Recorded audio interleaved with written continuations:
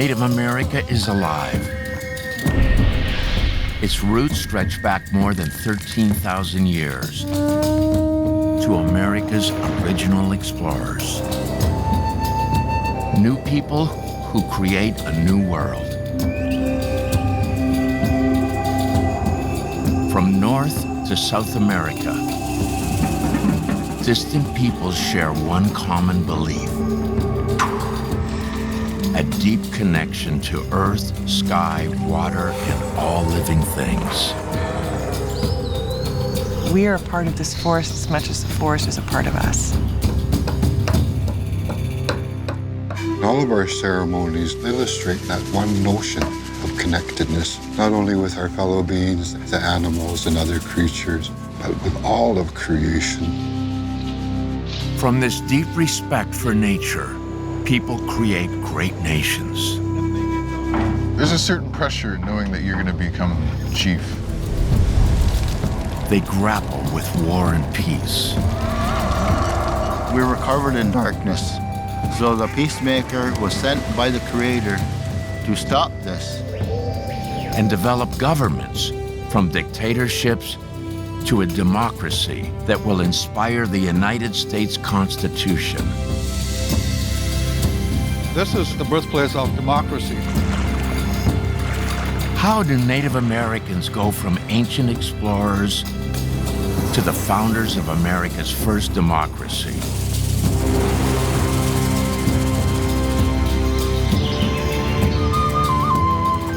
At the intersection of modern scholarship and Native knowledge is a new vision of America and the people who built it.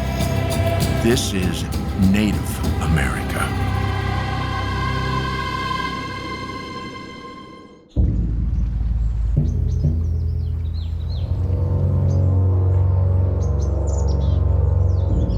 This is the birthplace of American democracy. Not Boston, Philadelphia, or Washington, D.C., but here at Onondaga Lake in Syracuse, New York.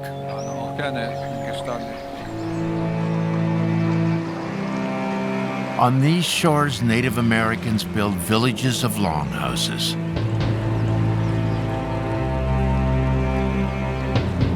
In one great longhouse, 5 tribes come together to put an end to war.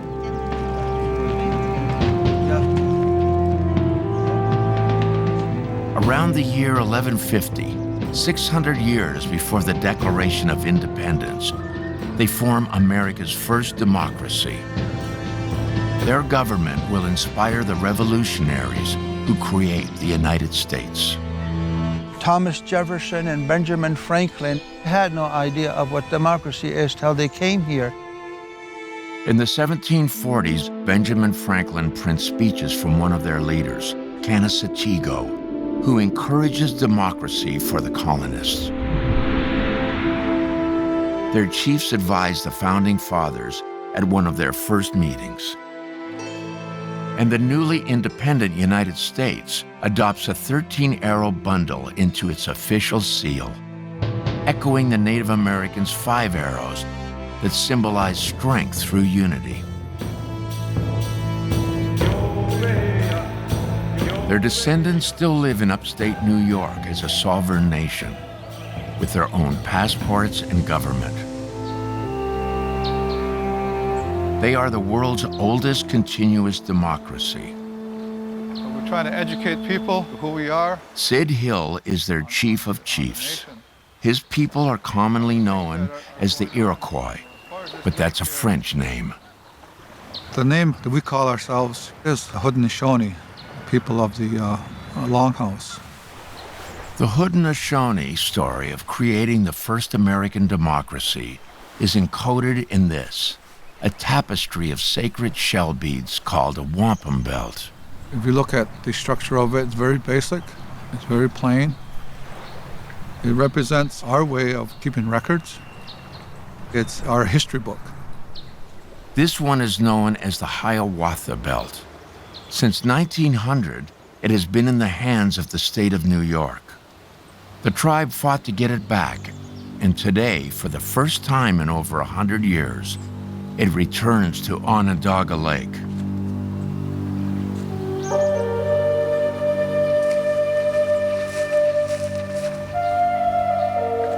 Hold it like this, you see how heavy. See? Oh, heavy.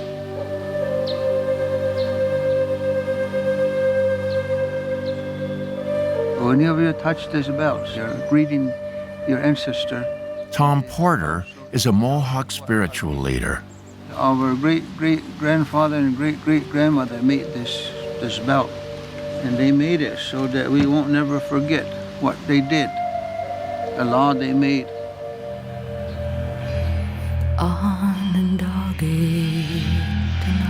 The Hiawatha Belt tells the story of a prophet of peace who arrives in a white stone canoe. A grieving warrior named Hiawatha who has to choose between bloody vengeance or a message of peace.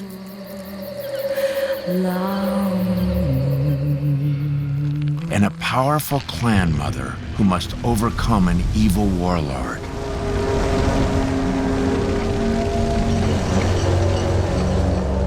Together, they establish America's first democracy.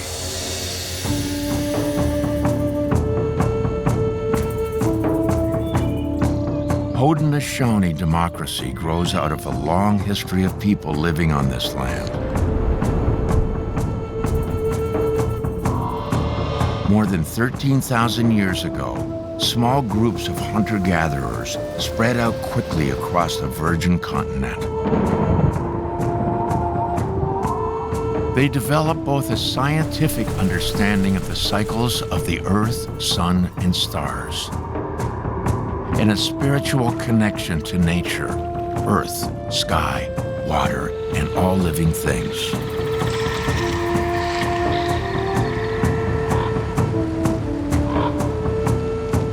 By the time Europeans arrive in 1492, Native Americans number 100 million people.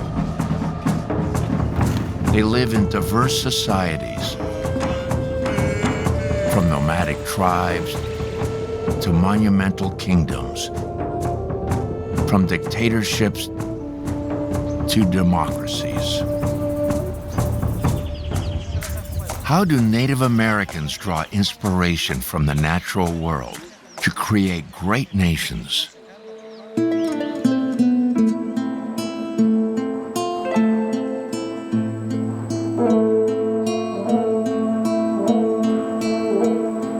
A continent away from Onondaga Lake in the Andes Mountains of northern Peru,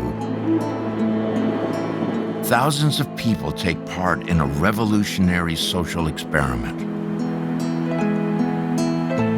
This is Chavin de Huantar, one of Native America's very first nations.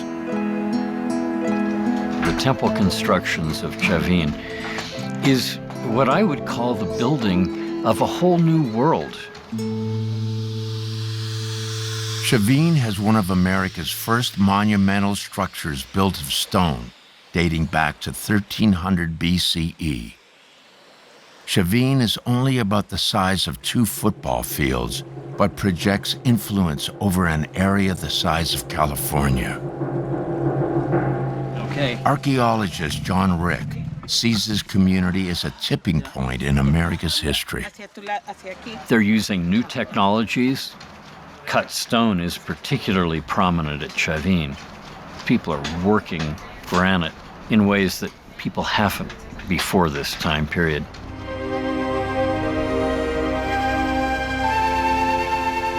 At the center of Chavin is a flat-top pyramid temple. The rituals performed here would draw in tens of thousands of people from across the Andes. How can this temple lay the foundation of one of America's first nations?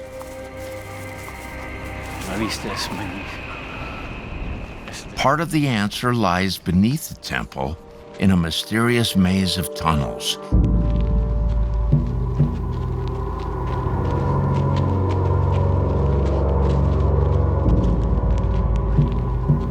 Down here, priests would conduct rituals evoking the supernatural.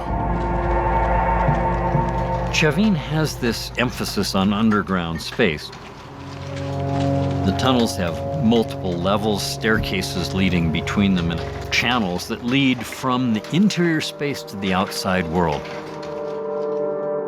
Along the walls are channels leading to the surface. They bring air in, but they also carry something out.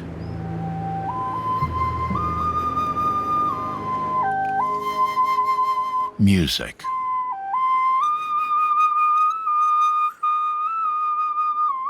Tito La Rosa is an indigenous Andean musician and master of ancient instruments. He's working with John to test the acoustics in the tunnels.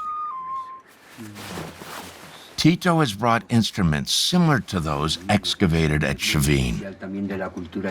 Flutes carved from bone.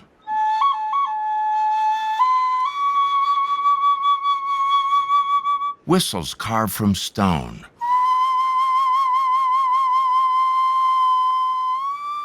And a conch shell trumpet.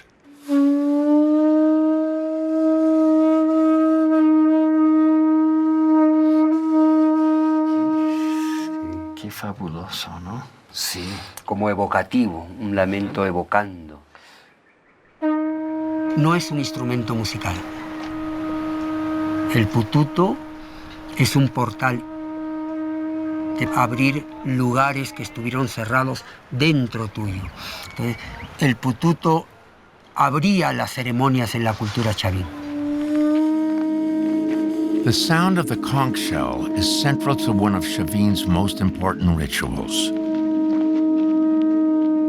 At the heart of the underground maze stands a carved statue called the Lanzone. It is a representation of Chavin's supreme deity, part human, part jaguar. The sound of the conch shell mimics its call. The Lanzone figure is a transformed human being, or a deity. It's human with power animals. They're saying we're built of this. We're descended from it, we're intrinsically related to it, and we're going to remind you of it all the time. Only a few privileged people can fit in the underground Lanzone chamber to see the deity. But above ground, thousands of worshipers may have been able to hear it in a large circular plaza. Okay, so we probably want to come up to this stuff. Yeah, just get aimed right. The Lanzone is directly in line with the circular plaza. That's not arbitrary. John wants to see if the channels can carry the sound of the conch shell from deep below in the Lanzone chamber to the temple's exterior plaza. Okay, Tito, let it blast.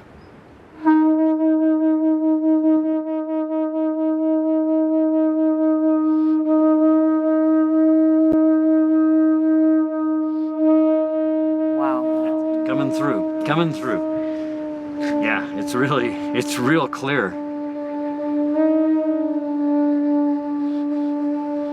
The way it spreads all around the plaza is incredible. It's very strong. The conch shell can be heard clearly in the courtyard, and it comes through twice as loud as any other sounds. We don't hear any of the voices. All we hear is the sound of the trumpet. This temple is a 3,000-year-old noise-canceling surround sound amplifier. It allows masses of people to share in Chavin's rituals. It wasn't all or nothing. You either got into the Lanzone chamber or you didn't. But rather, there are these different levels of distance that people might have been at from the Lanzone. Distance from the Lanzone creates a hierarchy of power. The elite priests are in the chamber. Everyone else is outside.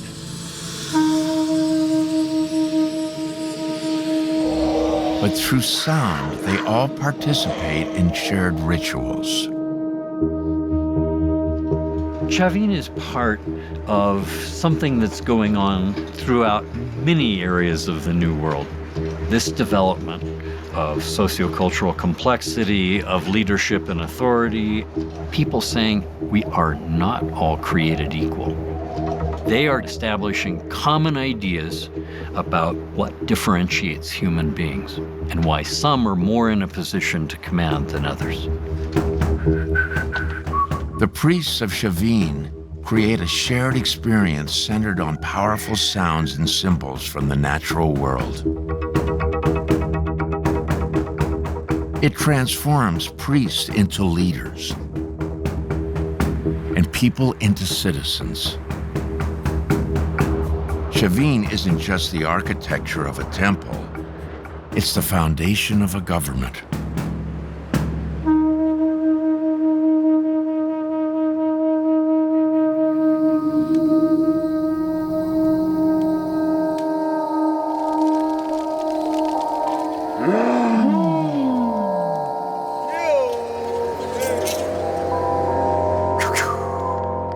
Across the Americas, rituals based on symbols from the natural world bind communities and have the power to unite people into nations.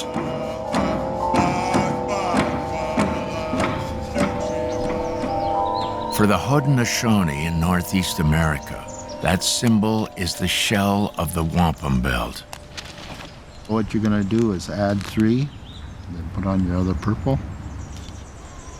Ken Miracle, a Haudenosaunee wampum belt maker, is passing on the tradition. Here you go.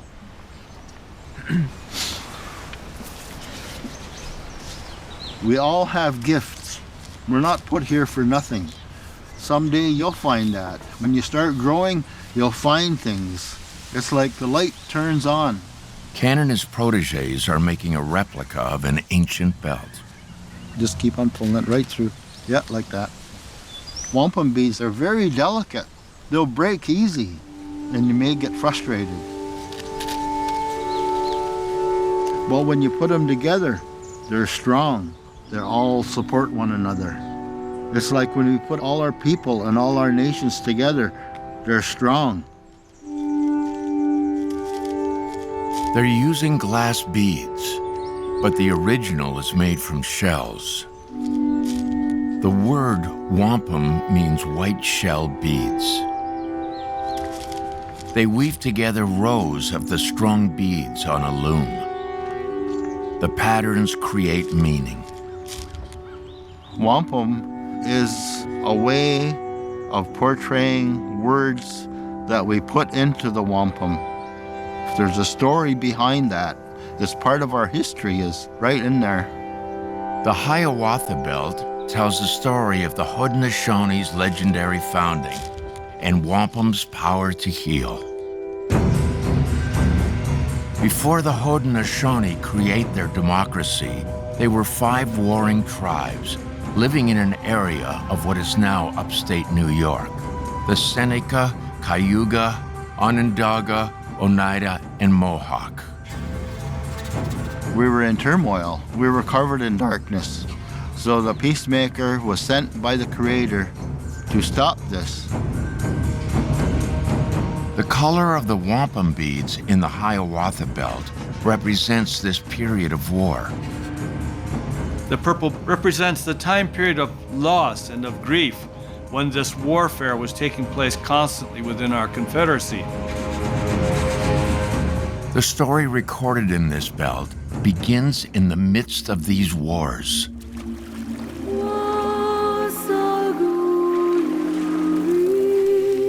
It tells of a warrior named Hiawatha who meets a prophet known as the Peacemaker.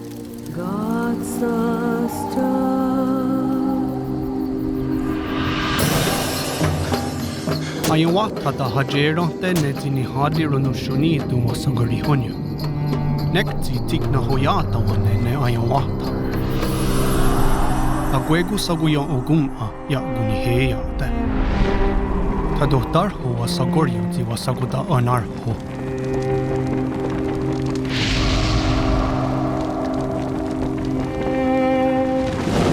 Zero nigu quatara, adakto chewa to jungun ayawata. Si wa kunti chenesora, wa kunti nekagets ko tanwa ogonda ne, tiganwagum sugagerun negaraka tagwarere. The story goes that he came up with a way of helping a person who was in grief by using this wampum to clear their eyes, open their ears, clear their throat so they could speak clearly. Using the purity of shells to bring a person to a clear state of mind is called the condolence ceremony. It was invented by Hiawatha, and the Haudenosaunee still practice it today. Those wampum beads are very sacred, very spiritual. They're alive, and you treat them as such. And that's what gives them that power of importance to our people. That power also comes from the origin of the beads, how they are collected and shaped by human hands. Marcus Hendricks makes wampum beads. He is a member of the Mashpee Wampanoag. The Haudenosaunee acquired wampum beads from his people and other Atlantic coastal communities. Wampanoag means people of the first light, people of the dawn. They witnessed the first horizon of the sun coming up.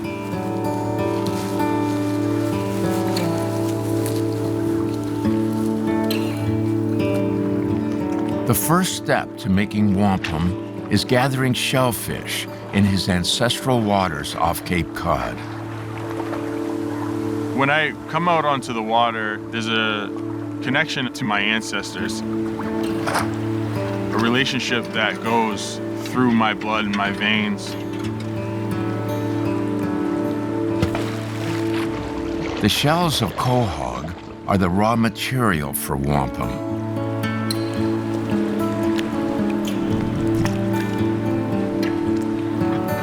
You want to look for good thickness in a quahog.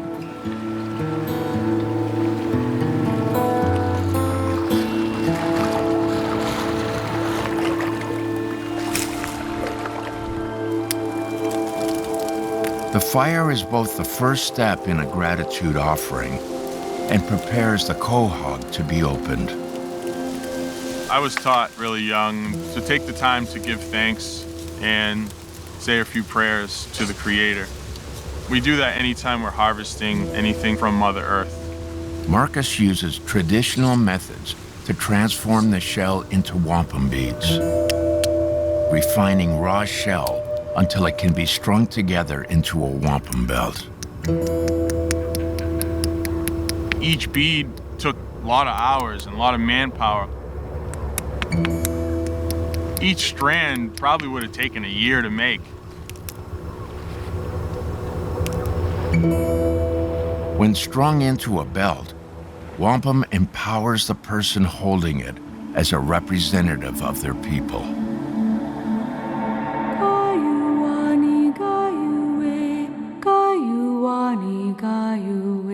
They were made for ceremonies to depict stories and treaties between tribes.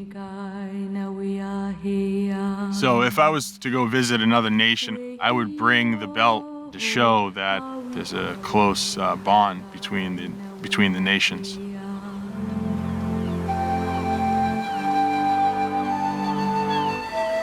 The wampum belt acts as a treaty. The Wampanoag, Haudenosaunee, and other native peoples of the Northeast use wampum to hold memories and create bonds between nations.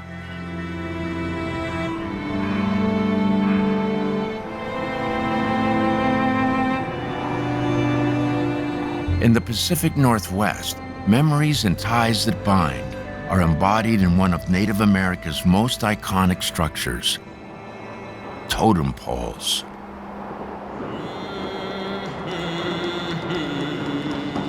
Like wampum belts, totem poles record the history of war, kinship, and leaders. But totem poles are often misunderstood. You know, the saying low man on a totem pole doesn't really equate at all. They're just about all as equally as important as the next guy, and you know, the guy on the bottom supporting everything else above him, so it actually seems a little backwards. The power of the pole comes from the cedar tree. Cedar is central to the lives of the native peoples of the Northwest. It is used to make clothing, storage chests, and ceremonial masks. For Kwakwaka'wakw carvers, Alan Hunt and Bo Dick, cedar is a portal to the past.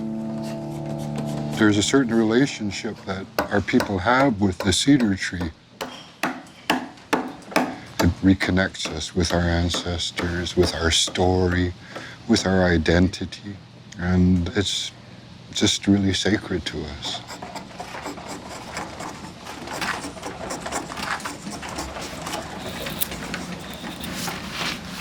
Each grain is a year, and you become sensitized to it the more you work it. You feel it cutting through each year in time. My grandfather did that. My great-grandfather did that. My great-great-great-grandfather did that. They all did it. I'm following their footsteps. And that's really personal. And we share that. We're following what was provided by our ancestors and the relationship that they had with the Creator. Alan and Bo are carving a moon mask. It's one of the many important figures in the Kwakwaka'wakw origin story. Our history goes back to the beginning of time when Raven first brought light to the world. Cedar also immortalizes the legacy of leaders. And one day, artists may carve images that represent Alan Hunt, for he is about to become a chief.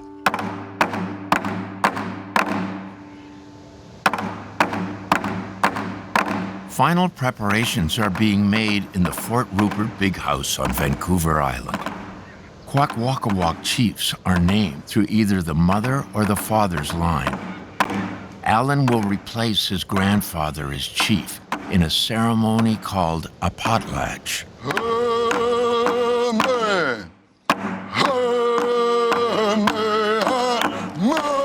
All of my mentor chiefs kept telling me, you know, take a deep breath.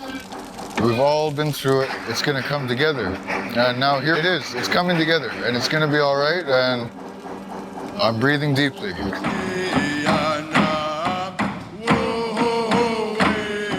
Tarina Hunt is Alan's mother. It's just a wonderful moment for us as a family to witness. For centuries, potlatches have honored births, deaths, weddings, and new chiefs. This is the way that we kept history. You know, it's the passing of names and dances and all the stories from the beginning of time. The potlatch ceremony is like a living totem pole, illustrating the nation's heritage. It starts with a series of sacred dances depicting ancestral stories.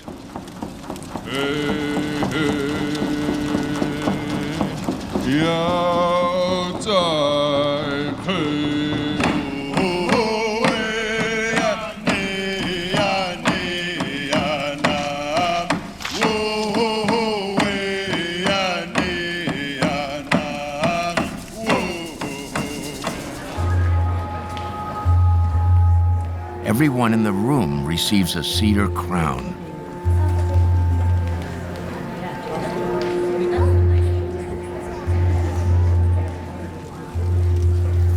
The reason that we wear them at the feast is to protect us as guests and also the host from evil spirits so that everything goes well.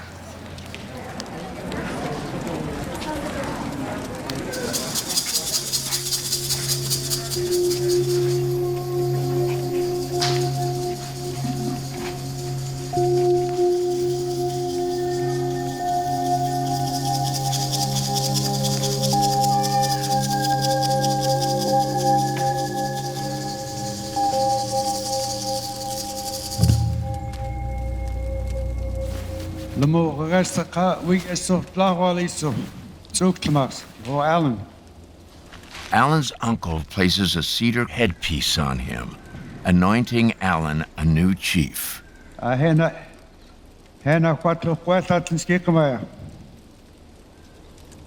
There's a certain pressure in knowing that you're going to become chief. I'm taking on the responsibility of holding up my tribe and to provide for them and make sure that our culture doesn't die. I'm honored. Sorry. To be his mom. And I'm proud.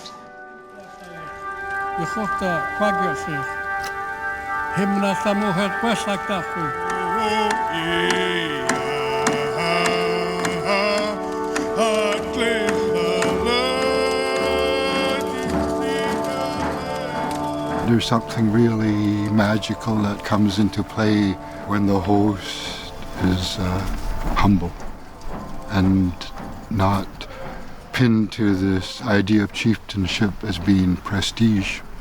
And it's not an easy thing. It's a heavy load.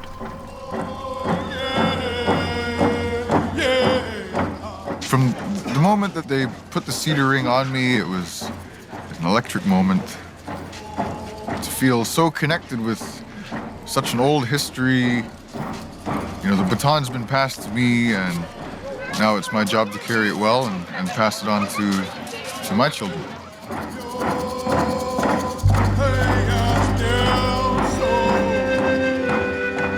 Cedar, in ceremonies and carvings, documents the past, celebrates leadership, and provides a path to the future by passing on ancient traditions to a new generation. Without the ability to create masks, to perform in our ceremonies, without that, our people can't survive. So much of our survival came from this tree and our connection to the forest through that one tree. Kwakwaka'wakw history is rooted in the majestic cedar.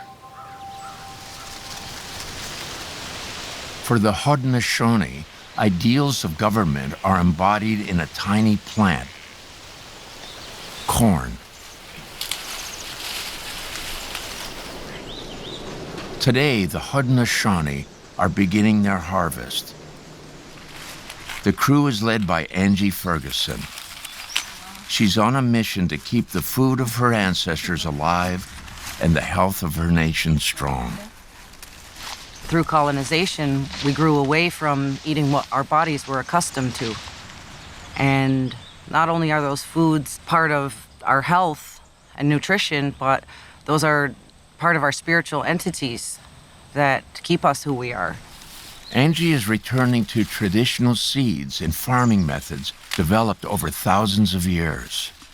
In a lot of our teachings, food is at the basis of the entire Haudenosaunee community.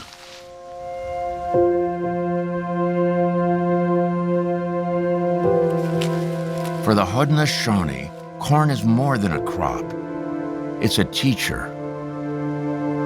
Roger Cook was taught one of its most important lessons by his grandfather. When making decisions, always look to the seventh generation. All the things that we do in the garden, we're always thinking about that seventh generation.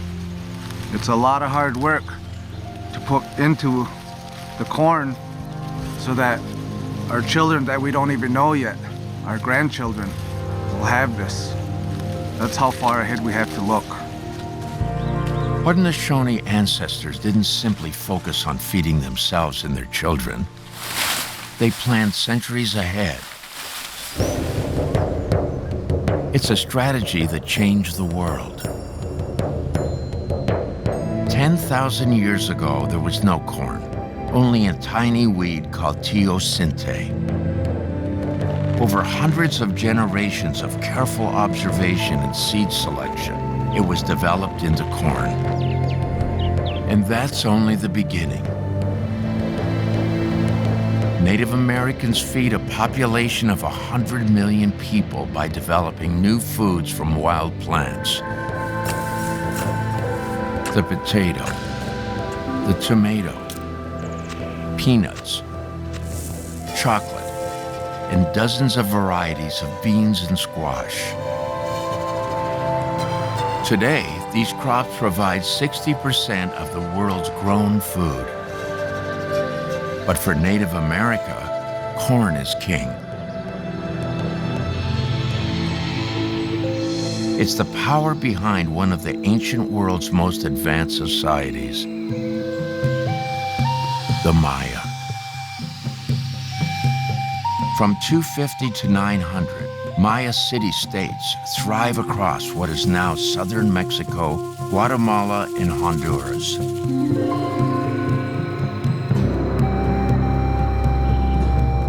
The Maya invent their own system of writing, which records the emergence of a new kind of leader, a divine king. One Maya king ranks among the longest reigning monarchs in the world, King Pakal, who ruled for 68 years.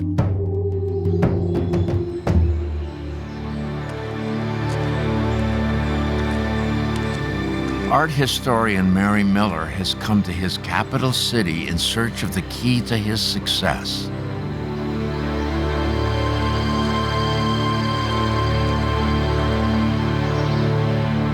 This is Palenque, in what is now Chiapas, Mexico. Architects and artists came here and made things of extraordinary wonder and imagination, and we wonder at them today as well. It was a kind of magical place. Palenque is surrounded by some of the best soil in the region. The corn, or maize, that grows here brings prosperity to the city. But to King Pakal, maize brings much more: immortality. Pakal uses his riches to construct the Temple of the Inscriptions, a monumental tomb. Pakal created the most remarkable funerary monument to himself that any Maya king ever built. When he died, he was placed into a sarcophagus and royally dressed in jades. Steps within the temple lead down to Pakal's final resting place. Perfectly intact for over 1,000 years, inside is the largest Maya sarcophagus ever found. The lid is carved with images connecting King Pakal to the maize god. We see the great king depicted as the maize god being reborn. In his death, maize will eternally return to Palenque. Pakal associates his own birth and death to corn cycles of planting and harvesting.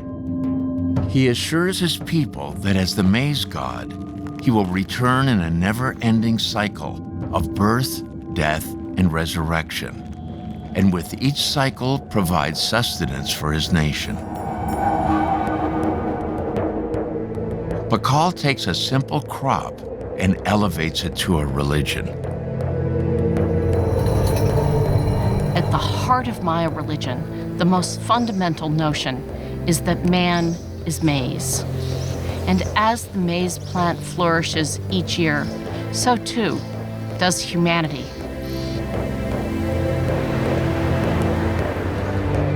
Corn has the power to build a kingdom for the Maya. For the Haudenosaunee, corn will build a democracy.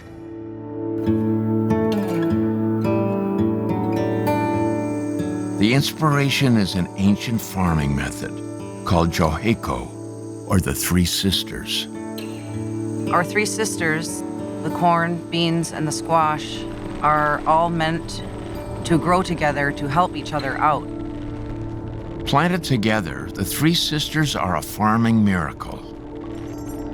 Corn strips soil of nitrogen, but bean roots balance this by replenishing nitrogen. And the broad prickly leaves of the squash plant reduce weeds and deter pests. When consumed together, corn, beans, and squash provide all the essential nutrients for a healthy diet. The Three Sisters is a model for community organizing.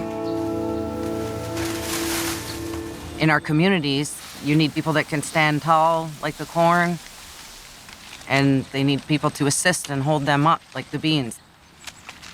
And then you have your squash that's laying down to protect everything. It's something that's opening our eyes to see what our ancestors was trying to show us. The Haudenosaunee adopt the Three Sisters cooperative approach in nature to a cooperative approach in governance. This principle is expressed in the structure that defines their very identity: the longhouse.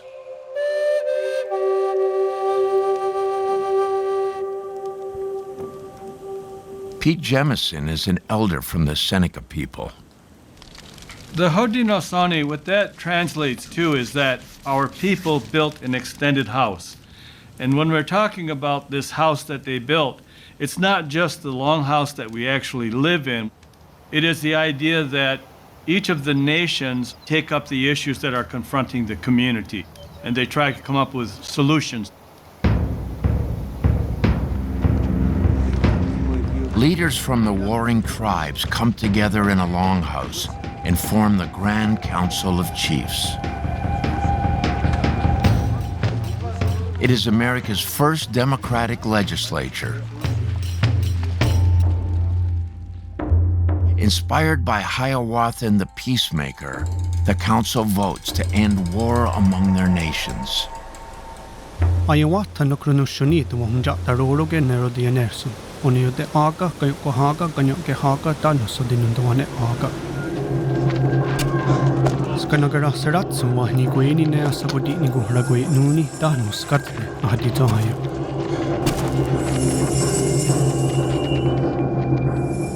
Nekti skanagara serayate honatundatu ahumja tara onenda ge haga. Onda mayumata ya honohrota senerungwe sagorio saguya ugun a. Rotkun zeraksu tadu tarhu. Neamha to sats no serawana ne tiu hunzate. He was a sorcerer. He had supernatural powers. He could communicate with the birds and rattlesnakes and wolves and the animal world, and they would help him. He was a mean man. His name was Tarudahu.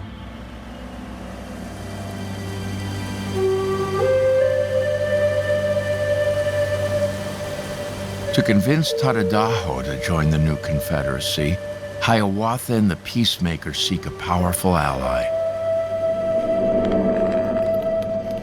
A woman named Jigonsase. Jigonsase was the first clan mother. She helped bring peace to the Iroquois, to the Haudenosaunee. Virginia Abrams is a clan mother, a title first established by Jigonsase. Like Palenque's King Pakal, Jigonsase's influence comes from corn. When the nations were warring against each other, she would take them in and feed them. And she kind of kept the war going on. So the peacemaker came to her and asked her to refrain from keeping this warring going on between our people.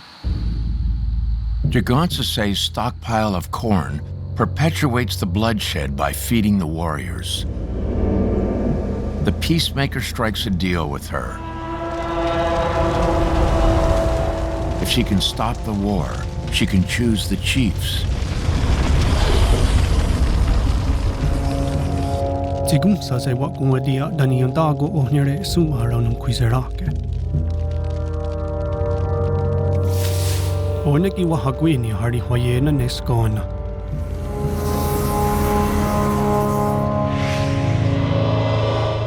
gum sa se wa tuana karar. Tira di handu ne agweguru di enersu diruna jatarur, o handu wa tuwa daste. Jagansase transforms Tadadaho's mind and he abandons war. Because of Jagansase, clan mothers hold the power to appoint or dismiss chiefs. She earned for our women the rights, the responsibilities, and the privileges that they have until this date. And Tadadaho, in exchange for accepting peace, is appointed the keeper of the central fire and chief of chiefs, the most powerful leader. His name becomes a title that is handed down to this day. When our longhouses come together, these are the fires he's talking about. Sid Hill is now Tadadaho. He sees an important lesson in memorializing the name of this once vicious warlord. People can change with help if they're going on the wrong path. There is always hopes to people helping them and showing them there's better things you can do with your life than being destructive and evil and negative. With the final obstacle overcome, the peacemaker assembles representatives of each nation. Sadia tatsuro di anerso da hadiha ne onigorha. So dinindawane aga pe wahaga onenda gehaga oniyote aga dan ganyo gehaga. Etone girun shuni to wataji ne tararu ne onigorha sum anegaswanta arunyade. From the time of the peacemaker to today, the tradition of making wampum belts lives on. A new generation is being entrusted with the story of democracy encoded in the Hiawatha Belt. Your thoughts and energy, that's the strength of that belt. One day you're going to get old, and then you're the one that's going to have to transmit all this knowledge, what it means, to your grandkids. At the beginning of the Confederacy, the peacemaker made the symbol. It's our connection to each other.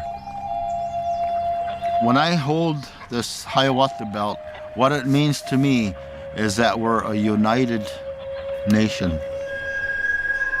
Under a total eclipse of the sun, the peacemaker holds the newly woven Hiawatha belt, and with the nations gathered beneath the tree of peace, he speaks the law of peace for the first time. Under one not the dark on heart can not test on it does it go.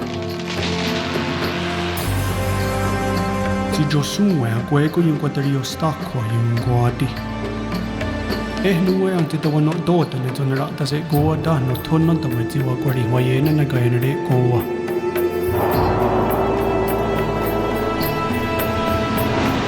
Te wari howana ta ji on ta watka we ji yung quadrio ne wes ni yung junzake. Tanuskona onko hagetina de waderonyo na yung gunushuni.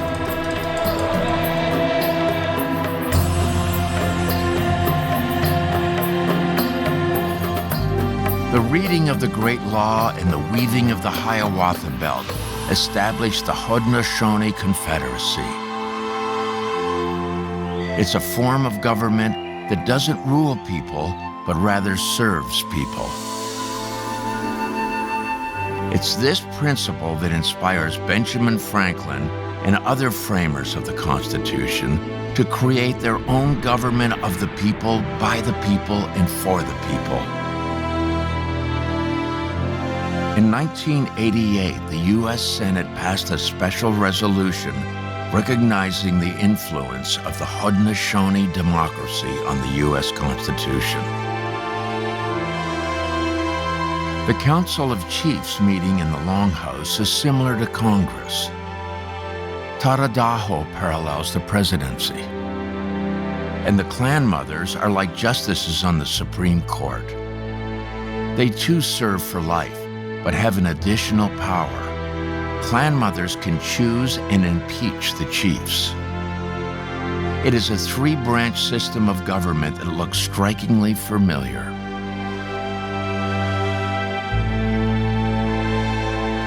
"600 years before the United States, the Haudenosaunee independently established the first democracy in America.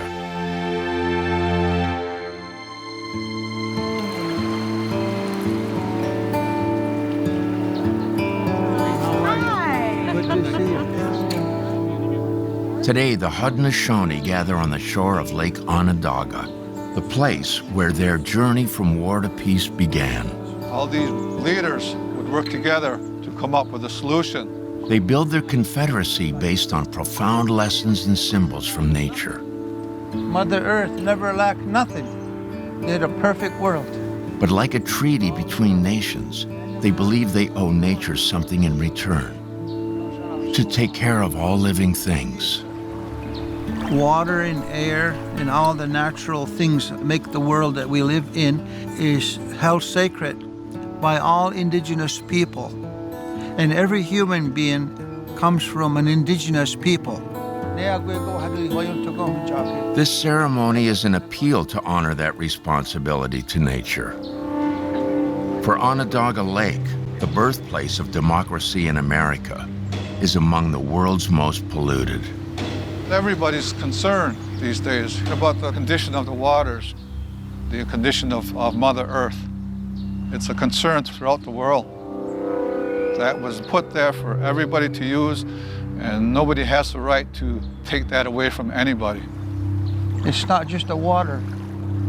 It's not just made out of chemical elements. It's real. It's our lifeblood. Over 200 years ago, the framers of the U.S. Constitution learned lessons of governance from the Haudenosaunee. But the Founding Fathers leave out a core principle. People have a responsibility to take care of the earth. Native America's profound respect for nature is relevant now as much as ever. Creator, we who are your children says thank you for this miraculous gathering and this beautiful day that you gave us today. Creator, with love, we say thank you, and our mind is agreed. The First Nations of the Americas have their foundation in sacred natural symbols. In Chavin, priests use the jaguar to gather people into a nation. In Central America, corn builds vast kingdoms. In the Atlantic Northeast, shell wampum unites nations. And in the Pacific Northwest, cedar establishes and maintains a national identity. Building on lessons from nature, Native Americans create some of the greatest nations on Earth.